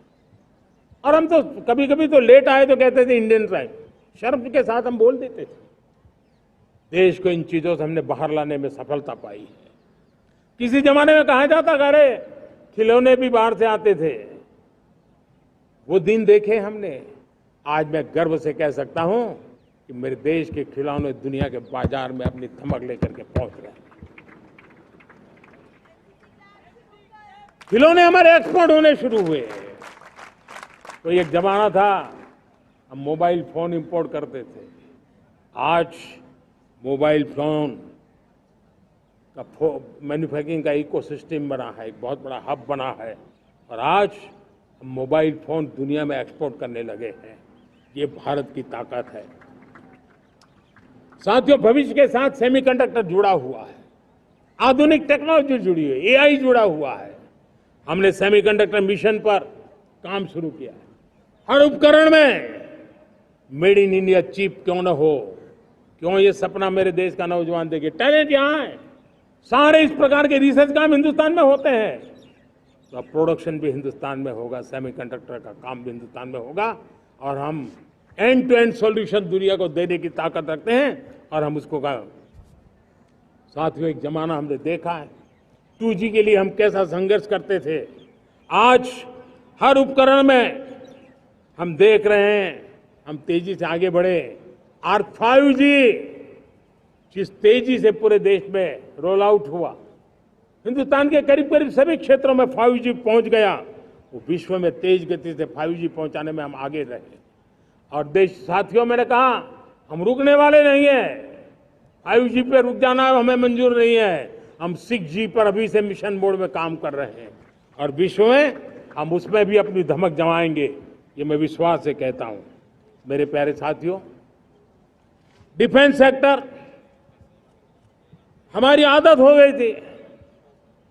डिफेंस बजट कितना ही क्यों न हो, लेकिन कभी कोई सोचता नहीं था कि डिफेंस बजट बढ़ा तो जाता कहां है। डिफेंस बजट विदेशों से खरीदी में चला जाता था। अब हम चाहते हैं हम आत्मनिर्भर बने। और मैं हमारी डिफेंस फोर्सेस का हृदय से धन्यवाद करता हूं। उन्होंने हजारों ऐसी चीजें लिस्ट कर दी है। उन्होंने तय किया है कि हम विदेश से नहीं लाएंगे। राष्ट्र के लिए जीना क्या कहते हैं, ये हमारे सेना के जवानों ने दिखाया है। और उसके कारण डिफेंस के सेक्टर में हम आत्मनिर्भर होते चले जा रहे हैं। आज डिफेंस मैन्युफैक्चरिंग में भारत की पहचान बनी है। और मैं आज खुशी से कह सकता हूं कि जो देश कभी डिफेंस की हर छोटी मोटी चीज बाहर से लाता था, आज धीरे धीरे दुनिया के कई देशों में हम जो डिफेंस के इक्विपमेंट मैन्युफैक्चर कर रहे हैं वो हम एक्सपोर्ट करने लगे हैं। दुनिया में डिफेंस हब मैन्युफैक्चरिंग हब के रूप में हम धीरे धीरे उभर रहे हैं। हम मैन्युफैक्चरिंग क्षेत्र को बढ़ावा देना चाहते हैं क्योंकि रोजगार के लिए सर्वाधिक आवश्यक है। आज पीएलआई स्कीम को बहुत बड़ी सफलता मिली है।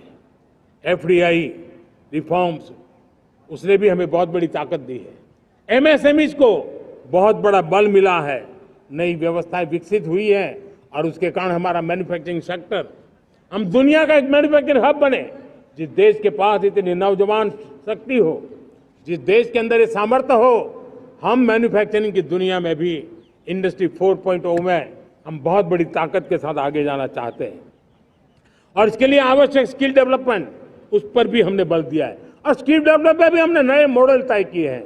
हमने जन भागीदारी को जोड़ा है ताकि तुरंत रिक्वायरमेंट के अनुसार स्किल डेवलपमेंट हम कर सके। और मुझे विश्वास है, मैं लाल किले की प्राचीर से कह रहा हूं, वो दिन दूर नहीं होगा जो भारत इंडस्ट्रियल मैन्युफैक्चरिंग का हब होगा, दुनिया उसकी तरफ देखती होगी। आज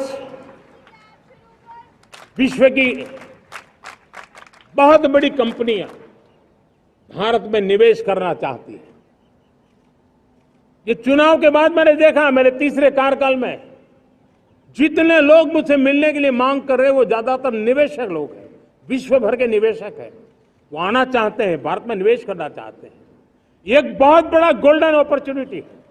मैं राज्य सरकारों से आग्रह करता हूं कि आप निवेशकों को आकर्षित करने के लिए स्पष्ट नीति निर्धारित कीजिए, गुड गवर्नेंस का आश्वासन दीजिए, लॉ एंड ऑर्डर सिचुएशन के लिए उनको भरोसा दीजिए। हर राज्य एक तंदुरुस्त स्पर्धा में आगे आए। राज्य के बीच निवेशकों को खींचने के लिए स्पर्धा होनी चाहिए, निवेशकों को लिए, ताकि उनके राज्य में निवेशक आएंगे, उनके राज्य के नौजवानों को स्थानीय रूप से अवसर मिलेगा, रोजगार का अवसर मिलेगा। नीतियों में परिवर्तन लाना चाहिए तो ग्लोबल रिक्वायरमेंट के अनुसार नीतियों को राज्यों ने परिवर्तित करना चाहिए। लैंड की आवश्यकता है तो राज्यों ने लैंड बैंक बनानी चाहिए। गुड गवर्नेंस सिंगल पॉइंट पर काम करने के लिए राज्य जितने प्रोएक्टिव होंगे, जितने ज्यादा प्रयास करेंगे, जो निवेशक आ रहे हैं वो कभी भी वापस नहीं जाएंगे। सिर्फ भारत सरकार से काम ये होता नहीं है, राज्य सरकारों की बहुत बड़ी आवश्यकता होती है, क्योंकि जो भी प्रोजेक्ट लगने वाला है उस राज्य में लगने वाला है, उसको हर राज्य के साथ रोजमर्रा का काम पड़ता है। और इसलिए मैं राज्यों से आग्रह करूंगा कि जब विश्व पूरा भारत की तरफ आकर्षित हो रहा है, विश्व पूरा भारत में निवेश करने के लिए प्रतिबद्ध हो रहा है, तब ये हमारा दायित्व बनता है कि हमारी पुरानी आदतें छोड़ करके स्पष्ट नीति के साथ हम आगे आए। देखिए, आपको परिणाम अपने राज्य में दिखाई देगा और आपका राज्य भी चमक उठेगा, ये मैं आपको विश्वास देता हूं। साथियों, भारत अपनी बेस्ट क्वालिटी के लिए पहचानी जाए, ये बहुत जरूरी है। अब विश्व के लिए हमें डिजाइन ऑफ इंडिया का क्षेत्र, डिजाइन इन इंडिया, इस पर हमने बल देना है। हमें कोशिश करनी है अब इंडियन स्टैंडर्ड इंटरनेशनल स्टैंडर्ड बनने चाहिए। इंडियन स्टैंडर्ड इंटरनेशनल स्टैंडर्ड बनेंगे तब हमारी हर चीज को सहजता से मोहर लग जाएगी। और ये हमारे प्रोडक्शन की क्वालिटी पर निर्भर करेगा, हमारी सेवा की क्वालिटी पर निर्भर करेगा, हमारे अप्रोच की क्वालिटी पर निर्भर करेगा। और इसलिए हमें क्वालिटी पर बल देकर के आगे बढ़ना है। हमारे पास टैलेंट है, डिजाइन के क्षेत्र में हम दुनिया को बहुत कुछ नया दे सकते हैं। डिजाइन इन इंडिया, इस आह्वान को लेकर के हमें अब आगे चलना है। Design in India and design for the world, इस सपने को लेकर के चलना है। मैं देख रहा हूं गेमिंग की दुनिया का बहुत बड़ा मार्केट खड़ा हुआ है, लेकिन आज भी गेमिंग की दुनिया पर प्रभाव, खास करके उन खेलों को बनाने वाले लोग, प्रोडक्ट करने वाले लोग, विदेशी कमाई होती। भारत के पास बहुत बड़ी विरासत है, हम गेमिंग की दुनिया में बहुत नई टैलेंट को लेकर के आ सकते हैं। विश्व के हर बच्चे को हमारे देश के बनी हुई गेमिंग की ओर आकर्षित कर सकते हैं। मैं चाहता हूं कि भारत के बच्चे, भारत के नौजवान, भारत के आईटी प्रोफेशनल्स,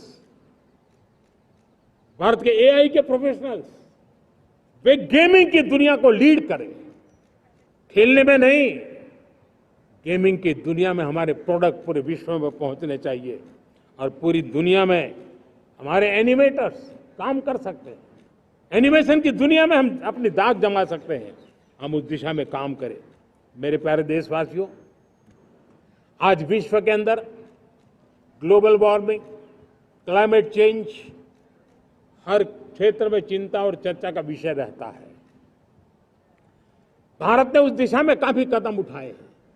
हम विश्व को आश्वस्त करते रहे हैं और शब्दों से नहीं, अपने कार्यों से, प्राप्त परिणामों से हमने विश्व को आश्वस्त भी किया है और विश्व को आश्चर्यचकित भी किया है। हम ही हैं जिन्होंने सिंगल यूज प्लास्टिक पर प्रतिबंध लगाया है। हमने रिन्यूएबल एनर्जी पर विस्तार किया है। हमने रिन्यूएबल एनर्जी को एक नई ताकत दी है। आने वाले कुछ वर्षों में हम नेट जीरो फ्यूचर की ओर आगे बढ़ रहे हैं। मुझे याद है पेरिस अकॉर्ड में जिन देशों ने अपने लक्ष्य निर्धारित किए थे, आज मैं लाल किले की प्राचीर से मेरे देशवासियों की ताकत दुनिया को बताना चाहता हूं। G20 देश के समूह जो नहीं कर पाए, वो मेरे देश के नागरिकों ने करके दिखाया है। मेरे देशवासियों ने करके दिखाया है। हिंदुस्तान ने करके दिखाया है। पेरिस अकॉर्ड के अंदर जो टारगेट हमने तय किए थे, उन टारगेट को समय से पहले पूरा करने वाला G20 देशों के समूह में अगर कोई है तो एकमात्र मेरा हिंदुस्तान है, एकमात्र मेरा भारत है। और इसलिए गर्व होता है साथियों। रिन्यूएबल एनर्जी के टारगेट हमने पूरे, हम 2030 तक रिन्यूएबल एनर्जी को 500 गीगावाट तक ले जाने के लिए मकसद से काम कर। आप कल्पना कर सकते हैं कि कितना बड़ा लक्ष्य है। दुनिया के लोग सिर्फ 500 गीगावाट शब्द सुनते हैं ना, तो मेरी तरफ ऐसे ऐसे देखते हैं। लेकिन आज मैं विश्वास से कह रहा हूं देशवासियों को कि इस लक्ष्य को भी हम पूरा करके रहेंगे और ये मानव जाति की भी सेवा करेगा, हमारे भविष्य की भी सेवा करेगा, हमारे बच्चों के उज्जवल भविष्य की गारंटी बनेगा। हमने 2030 तक हमारी रेलवे को नेट जीरो एमिशन का लक्ष्य लेकर के हम चल रहे हैं। साथियों, पीएम सूर्य घर मुफ्त बिजली योजना उसको एक नई ताकत देने वाली है और ये बदलाव का फल मेरे देश के सामान्य परिवार को मिला, विशेष करके मेरे मध्यम वर्ग को मिलेगा जब उसका बिजली का बिल मुक्त हो जाएगा। इलेक्ट्रिक व्हीकल, उसकी मांग बढ़ती जा रही है। जब पीएम सूर्य घर योजना से वो बिजली उत्पादन करता है सूर्य से, तो उसका व्हीकल का प्रवास का खर्चा भी वो कम कर सकता है। साथियों, हम ग्रीन हाइड्रोजन मिशन लेकर के एक ग्लोबल हब बनना चाहते हैं। बहुत तेजी से नीतियां बनाई गई है, बहुत तेजी से उसका इम्प्लीमेंटेशन का काम हो रहा है और भारत ग्रीन हाइड्रोजन एक न्यू एनर्जी की दिशा में हम जाना चाहते हैं। और ये सारे जो प्रयास चल रहे हैं, क्लाइमेट की चिंता तो है ही है, ग्लोबल वार्मिंग की चिंता है, लेकिन इसके अंदर ग्रीन जॉब्स की बहुत बड़ी संभावना है और इसलिए आने वाले कालखंड में ग्रीन जॉब्स का महत्व बढ़ता है। तो उसको सबसे पहले कैप्चर करने के लिए, मेरे देश के नौजवानों को अवसर देने के लिए और ग्रीन जॉब्स के लिए एक बहुत बड़ा क्षेत्र को बढ़ावा दे रहे हैं। मेरे प्यारे देशवासियों, आज हमारे साथ इस तिरंगे झंडे के नीचे वो नौजवान बैठे हैं जिन्होंने ओलंपिक की दुनिया में भारत का परचम लहराया। मैं मेरे देश के सभी एथलीट्स को, मेरे देश के सभी खिलाड़ियों को 140 करोड़ देशवासियों की तरफ से बधाई देता हूं और हम नए सपने, नए संकल्प, अत्यंतिक पुरुषार्थ के साथ नए लक्ष्यों को हासिल करने के लिए आगे बढ़ेंगे। ऐसा मैं विश्वास के साथ उनको शुभकामनाएं भी देता हूं। आने वाले कुछ दिनों में भारत के एक बहुत बड़ा दस्ता पैरालंपिक के लिए पेरिस जाने के लिए रवाना होगा। मैं मेरे सभी पैरालंपिक खिलाड़ियों को भी हृदय से बहुत बहुत शुभकामनाएं देता हूं। साथियों, भारत ने G20 को ऑर्गेनाइज किया, हिंदुस्तान के अनेक शहरों में ऑर्गेनाइज किया। 200 से ज्यादा इवेंट किए। पूरे विश्व में G20 का इतना बड़ा व्याप, इतना बड़ा कार्यक्रम कभी नहीं हुआ, इस बार हुआ। इसने एक बात सिद्ध कर दी है कि भारत में बड़े से बड़े कार्यक्रम ऑर्गेनाइज करने की ताकत है। भारत को किसी कोई भी हॉस्पिटैलिटी का सामर्थ्य भारत में सबसे ज्यादा है। अगर ये सिद्ध हो चुका है तो साथियों, हिंदुस्तान का सपना है कि 2036 में जो ओलंपिक होगा वो मेरे हिंदुस्तान की धरती पर हो। इसके लिए हम तैयारी कर रहे हैं, उसके लिए हम आगे बढ़ें। साथियों, समाज के आखिरी तबके के जो लोग हैं, ये हमारा सामाजिक दायित्व है। अगर कोई पीछे रह जाते हैं तो हमारी आगे बढ़ने की गति कम कर देता है, और इसलिए हम आगे बढ़ना चाहते हैं तो भी सफलता तब मिलती है पीछे वाले को भी साथ साथ आगे ले आए। और इसलिए हम सबका दायित्व बनता है कि हमारे समाज में आज भी जो क्षेत्र पीछे रह गए हैं, जो समाज पीछे रह गए हैं, जो लोग पीछे रह गए हो, हमारे छोटे छोटे किसान हो, हमारे जंगलों में रहने वाले मेरे आदिवासी भाई बहन हो, हमारी माताएं बहनें हो, हमारे मजदूर हो, हमारे श्रमिक साथी हो, हमारे कामगार लोग हो, इन सबको हमें बराबरी में लाने के लिए, हमारे बराबर लाने के लिए भरपूर प्रयास करना है। लेकिन अब गति पकड़ गई है, अब लंबे दिन तक हमें वो करना नहीं पड़ेगा। बहुत जल्द वो हमारे पास पहुंच जाएंगे, हमारी बराबरी में आ जाएंगे, हमारी ताकत बहुत बढ़ जाएगी, और बड़ी संवेदना के साथ हमें इस काम को करना है। और इसके लिए एक बहुत बड़ा अवसर आ रहा है। मैं मानता हूं संवेदनशीलता की दृष्टि से इससे बड़ा अवसर क्या हो सकता है। हमें पता है 1857 के स्वतंत्र संग्राम के पहले भी अंग्रेजों के नाक को दम करने वाला हमारा देश का एक आदिवासी युवक था।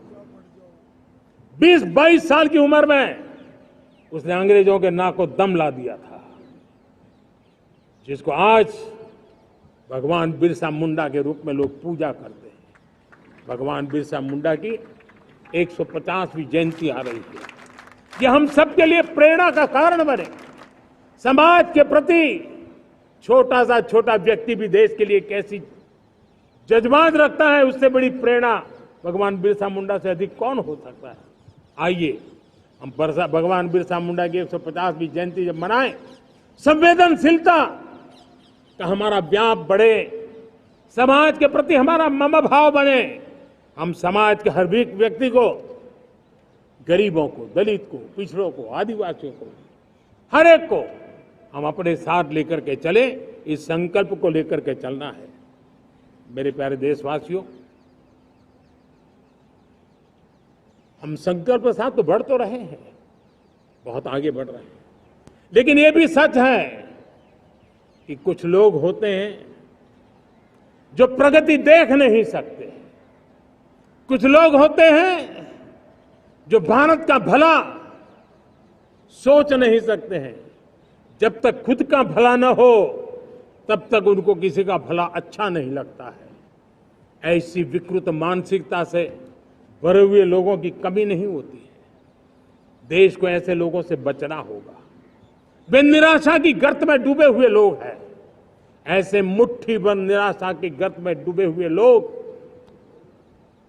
जब उनके गोद में विकृति पलती है तब वो विनाश का कारण बन जाती है, सर्वनाश का कारण बन जाती है, एनार्की का मार्ग ले लेती है, और तब देश को इतनी बड़ी हानि हो जाती है जिसकी भरपाई करने में हमें नए सिरे से मेहनत करनी पड़ती है। इसलिए ऐसे जो छुटपुट निराशावादी तत्व होते हैं, वो सिर्फ निराशा इतना नहीं है, उनकी गोद में विकृति पल रही है। ये विकृति विनाश के, सर्वनाश के सपने देख रही है, ताने बाने जोड़ने की प्रयासों में लगी हुई है। देश को इसे समझना होगा। लेकिन मैं देशवासियों को कहना चाहता हूं कि हम हमारी नेक नीयत से, हमारी ईमानदारी से, राष्ट्र के प्रति हमारे समर्पण से हम सारी परिस्थितियों के बावजूद भी विपरीत मार्ग पर जाने वालों के लिए भी उनके भी दिल जीत करके हम देश को आगे बढ़ने के हमारे संकल्प में कभी भी पीछे नहीं हटेंगे, ये मैं विश्वास दिला चाहता हूं। साथियों, चुनौतियां हैं, अनगिनत चुनौतियां हैं। चुनौतियां भीतर भी है, चुनौतियां बाहर भी है। और जैसे जैसे हम ताकतवर बनेंगे, जैसे जैसे हमारा तवज्जो बढ़ेगा, तो चुनौतियां भी बढ़ने वाली है, बाहर की चुनौतियां और बढ़ने वाली है। और मुझे उसका भली भांति अंदाज है। लेकिन मैं ऐसी शक्तियों को कहना चाहता हूं, भारत का विकास किसी के लिए संकट लेकर के नहीं आता। हम विश्व में समृद्ध थे, तब भी हमने कभी दुनिया को युद्ध में नहीं झोंका है। हम बुद्ध का देश है, युद्ध हमारी राह नहीं है। और इसलिए विश्व चिंतित न हो भारत के आगे बढ़ने से। मैं विश्व समुदाय को विश्वास दिलाता हूं कि आप भारत के संस्कारों को समझिए, भारत के हजारों साल के इतिहास को समझिए। आप हमें संकट मत मानिए, आप उन तरकीबों से न जुड़िए जिसके कारण पूरी मानव जात का कल्याण करने का सामर्थ्य जिस भूमि में है, उस भूमि को ज्यादा मेहनत करनी पड़े। लेकिन फिर भी मैं देशवासियों को कहना चाहता हूं, चुनौतियां कितनी ही क्यों ना हो, चुनौती को चुनौती देना ये हिंदुस्तान की फितरत में है। न हम डिगेंगे, न हम थकेंगे, न हम रुकेंगे, न हम झुकेंगे। हम संकल्पों की पूर्ति के लिए 140 करोड़ देशवासियों का भाग्य बदलने के लिए, भाग्य सुनिश्चित करने के लिए, राष्ट्र के सपनों को साकार करने के लिए हम कोई कोर कसर नहीं छोड़ेंगे। हर बदनीयत वालों को हम हमारी नेक नीयत से जीतेंगे, ये मैं विश्वास देता हूं। मेरे प्यारे देशवासियों, समाज की मनोरचना में भी बदलाव कभी कभी बहुत बड़ी चुनौती का कारण बन जाता है। हमारा हर देशवासी भ्रष्टाचार की दिमक से परेशान रहा है। हर स्तर के भ्रष्टाचार ने सामान्य मानवीय का व्यवस्थाओं के प्रति विश्वास तोड़ दिया है। उसको अपनी योग्यता, क्षमता का प्रति अन्याय की जो गुस्सा होता है, वो राष्ट्र की प्रगति में नुकसान करता है।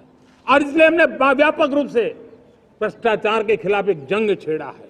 मैं जानता हूं इसकी कीमत मुझे चुकानी पड़ती है, मेरी प्रतिष्ठा को चुकानी पड़ती है, लेकिन राष्ट्र से बड़ी मेरी प्रतिष्ठा नहीं हो सकती है, राष्ट्र के सपनों से बड़ा मेरा सपना नहीं हो सकता। और इसलिए ईमानदारी के साथ भ्रष्टाचार के खिलाफ मेरी लड़ाई जारी रहेगी, तीव्र गति से जारी रहेगी और भ्रष्टाचारियों पर कार्रवाई जरूर होगी।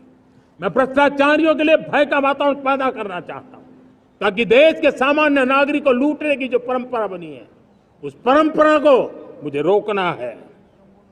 लेकिन सबसे बड़ी नई चुनौती आई है। भ्रष्टाचारियों से निपटना तो है ही, लेकिन समाज जीवन में उच्च स्तर पर एक जो परिवर्तन आया है, वो सबसे बड़ी चुनौती भी है और एक समाज के लिए सबसे बड़ी चिंता भी है। क्या कोई कल्पना कर सकता है कि मेरे ही देश में इतना महान संविधान हमारे पास होने के बावजूद भी कुछ ऐसे लोग निकल रहे हैं जो भ्रष्टाचार का महिमा मंडन कर रहे हैं, खुलेआम भ्रष्टाचार का जय जयकार कर रहे हैं।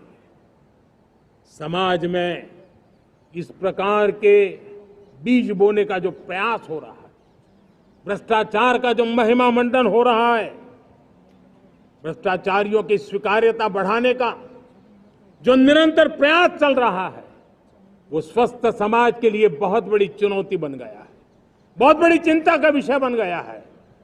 भ्रष्टाचारियों के प्रति समाज में दूरी बनाए रखने से ही किसी भी भ्रष्टाचारी को उस रास्ते पर जाने से डर लगेगा। अगर उसका महिमा मंडन होगा तो जो आज भ्रष्टाचार नहीं करता है उसको भी लगता है कि ये तो समाज में प्रतिष्ठा का रंग बन जाता है, उस रास्ते में जाने में बुरा नहीं है। मेरे प्यारे देशवासियों, बांग्लादेश में जो कुछ भी हुआ है उसको लेकर पड़ोसी देश के नाते चिंता होना, मैं इसको समझ सकता हूं।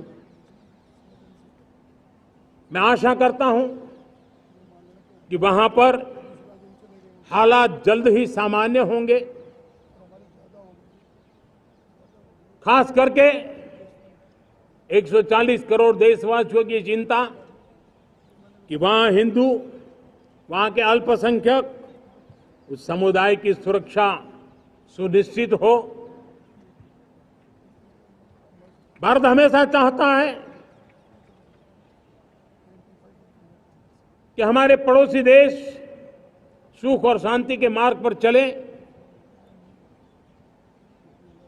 शांति के प्रति हमारा कमिटमेंट है, हमारे संस्कार है। हम आने वाले दिनों में बांग्लादेश की विकास यात्रा में हमेशा हमारा शुभचिंतन ही रहेगा, क्योंकि हम मानव जात की भलाई सोचने वाले लोग हैं। मेरे प्यारे देशवासियों, हमारे संविधान को 75 वर्ष हो रहे हैं। भारत के संविधान के 75 वर्ष की यात्रा देश को एक बनाना, देश को श्रेष्ठ बनाने में बहुत बड़ी भूमिका रही। भारत के लोकतंत्र को मजबूती देने में हमारे देश के संविधान की बहुत बड़ी भूमिका रही। हमारे देश के दलित, पीड़ित, शोषित, वंचित को सुरक्षा देने का बहुत बड़ा काम हमारे संविधान ने किया है। अब जब संविधान के 75 वर्ष हम मनाने जा रहे हैं, तब हम देशवासियों ने संविधान में निर्दिष्ट कर्तव्य के भाव पर बल देना बहुत जरूरी है। और जब मैं कर्तव्य की बात करता हूं, तब मैं सिर्फ नागरिकों पर बोझ बनाना नहीं चाहता। कर्तव्य केंद्र सरकार के भी है, कर्तव्य केंद्र सरकार के हर मुलाजिम के भी है, कर्तव्य राज्य सरकारों के भी है, राज्य सरकार के हर मुलाजिम के हैं, कर्तव्य हर स्थानीय स्वराज संस्था के हैं, चाहे पंचायत हो, नगर पालिका हो, महानगर पालिका हो, तहसील हो, जिला हो, हर किसी के कर्तव्य है। लेकिन साथ साथ 140 करोड़ देशवासियों की कर्तव्य है। अगर हम सब मिल करके अपने कर्तव्यों का निर्वाह करेंगे तो हम अपने आप औरों के अधिकारों की रक्षा करने के लिए निमित्त बनेंगे। और जब कर्तव्य का पालन होता है तब अधिकारों की रक्षा निहित होती है, उसके लिए कोई अलग से प्रयास करने की जरूरत नहीं पड़ जाती है। मैं चाहता हूं कि हमारे इस भाव को लेकर के हम चलेंगे, हमारा लोकतंत्र भी मजबूत होगा, हमारा सामर्थ्य और बढ़ेगा और हम एक नई शक्ति के साथ आगे बढ़ेंगे। मेरे प्यारे देशवासियों, हमारे देश में सुप्रीम कोर्ट ने बार बार यूनिफॉर्म सिविल कोड को लेकर जो चर्चा की है, अनेक बार आदेश दिए हैं, क्योंकि देश का एक बहुत बड़ा वर्ग मानता है और उसमें सच्चाई भी है कि जिस सिविल कोड को हम लेकर के जी रहे हैं वो सिविल कोड सचमुच में तो एक प्रकार का कम्युनल सिविल कोड है, भेदभाव करने वाला सिविल कोड है। ऐसे सिविल कोड से जब संविधान के 75 वर्ष मना रहे हैं और संविधान की भावना भी जो हमें कहती है करने के लिए, देश की सुप्रीम कोर्ट भी हमें कहती है करने के लिए, और तब जो संविधान निर्माताओं का सपना था उस सपने को पूरा करना हम सबका दायित्व है। और मैं मानता हूं इस गंभीर विषय पर देश में चर्चा हो, व्यापक चर्चा हो, हर कोई अपने विचारों को लेकर के आए और उन कानूनों को, जो कानून धर्म के आधार पर देश को बांटते, जो ऊंच नीच का कारण बन जाते हैं, ऐसे कानूनों को आधुनिक समाज में कोई स्थान नहीं हो सकता है। और इसलिए मैं तो कहूंगा अब समय की मांग है कि देश में एक सेकुलर सिविल कोड हो। हमने कम्युनल सिविल कोड में 75 साल बिताए हैं। अब हमें सेक्युलर सिविल कोड की तरफ जाना होगा और तब जाकर के देश में धर्म के आधार पर जो भेदभाव हो रहे हैं, सामान्य नागरिक को जो दूरी महसूस होती है, उससे हमें मुक्ति मिलेगी। मेरे प्यारे देशवासियों, जब मैं देश में एक चिंता हमेशा कहता हूं, परिवारवाद, जातिवाद भारत के लोकतंत्र को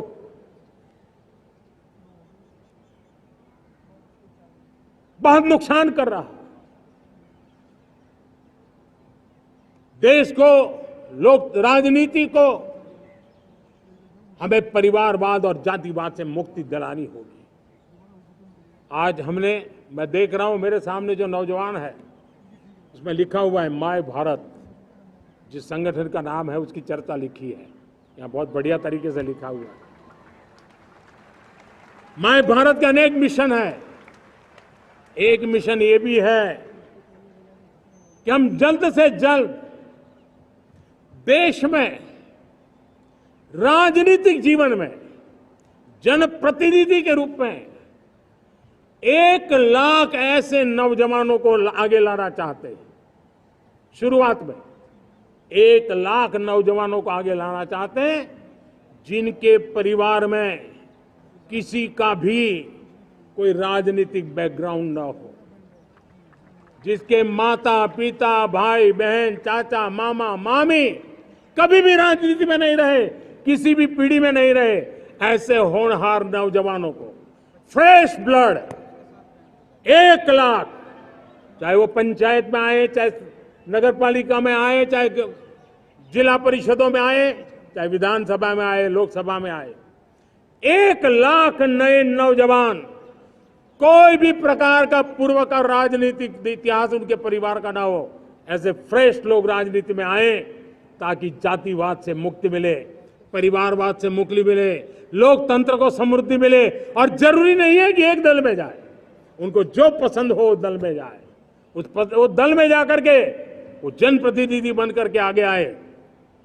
देश तय करके चले कि आने वाले दिनों में 1 लाख ऐसे नौजवान जो परिवार राजनीति से दूर दूर का संबंध नहीं है, ऐसे फ्रेश ब्लड आएंगे तो सोच भी नहीं आएगी, सामर्थ्य भी नहीं आएगा, लोकतंत्र समृद्ध होगा।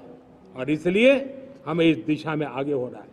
और मैं चाहूंगा कि देश ने बार बार चुनाव इस देश की प्रगति में रुकावट बन रहे हैं, गतिरोध पैदा कर रहे हैं।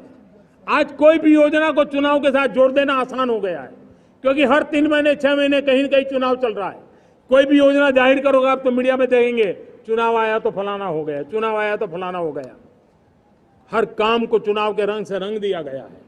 और इसलिए देश में व्यापक चर्चा हुई है, सभी राजनीतिक दलों ने अपने विचार रखे हैं। एक कमेटी ने बहुत बढ़िया अपना रिपोर्ट तैयार किया है। 1 नेशन 1 इलेक्शन के लिए देश को आगे आना होगा।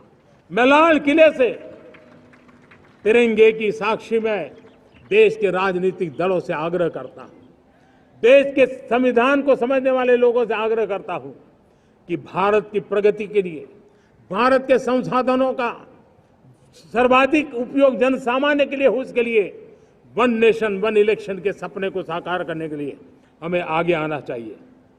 मेरे प्यारे देशवासियों, भारत का स्वर्णिम कालखंड है। 2047 विकसित भारत, ये हमारी प्रतीक्षा कर रहा है। बाधाएं, रुकावटें, चुनौतियां, उसको परास्त करके एक दृढ़ संकल्प के साथ ये देश चलने के लिए प्रतिबद्ध है। और साथियों, मैं साफ देख रहा हूं, मेरे विचारों में कोई झिझक नहीं है, मेरे सपनों के सामने कोई पर्दा नहीं है। मैं साफ साफ देख सकता हूं कि यह देश 140 करोड़ देशवासियों के परिश्रम से, हमारे पूर्वजों का खून हमारी रगों में है। अगर वो 40 करोड़ लोग आजादी के सपनों को पूर्ण कर सकते हैं तो 140 करोड़ देशवासी समृद्ध भारत के सपने को साकार कर सकते हैं। 140 करोड़ देशवासी विकसित भारत के सपने को साकार कर सकते हैं। और मैंने पहले भी कहा था कि मेरे तीसरे टर्म में देश तीसरी इकोनॉमी तो बनेगा ही, लेकिन मैं 3 गुना काम करूंगा, 3 गुना तेज गति से काम करूंगा, 3 गुना व्यापकता से काम करूंगा, ताकि देश के लिए जो सपने हैं वो बहुत निकट में पूरे हो। मेरा हर पल देश के लिए है, मेरा हर क्षण देश के लिए है, मेरा कण कण सिर्फ और सिर्फ मां भारती के लिए है। और इसलिए 24/7 फॉर 2047 इस प्रतिबद्धता के साथ आइए मैं देशवासियों का आह्वान करता हूं।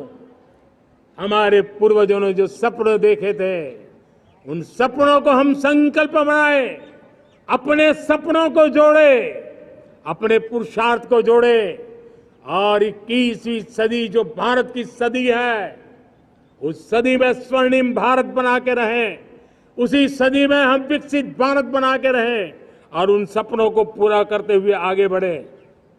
और स्वतंत्र भारत 75 साल की यात्रा के बाद एक नए मुकाम पर बढ़ रहा है, तब हम कोई कोर कसर न छोड़े। और मैं आपको विश्वास दिलाता हूं, आपने मुझे जो दायित्व दिया है, मैं कोई कोर कसर नहीं छोड़ूंगा। मैं मेहनत में कभी पीछे नहीं रहूंगा, मैं साहस में कभी कतराता नहीं हूं, मैं चुनौतियों से कभी टकराते से डरता नहीं हूं। क्यों? क्योंकि मैं आपके लिए जीता हूं, मैं आपके भविष्य के लिए जीता हूं, मैं आप भारत माता के उज्जवल भविष्य के लिए जी रहा हूं। और उस सपनों को पूरा करने के लिए आज राष्ट्र ध्वज के छाया में, तिरंगे की छाया में दृढ़ संकल्प के साथ हम आगे बढ़े। इसी के साथ मेरे साथ बोलिए, भारत माता की, भारत माता की, भारत माता की, वंदे वंदे वंदे वंदे। जय हिंद, जय